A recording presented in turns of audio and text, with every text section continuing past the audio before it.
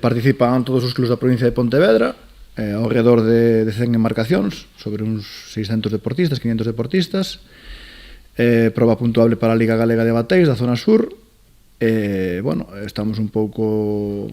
a expensas do tempo. Hoxe, por exemplo, pois, está decretada unha alerta naranxa, está suspendida a actividade deportiva federada hasta as 3 da tarde. Esperemos que Martiño, creo que se chama, pois nos dé un respiro. Que sexa un éxito como todos os anos, que é un éxito, e esta colaboración non só na bandeira, sino con vos, que estás facendo un traballo importante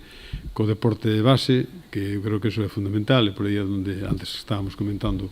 un pouco con outros deportes o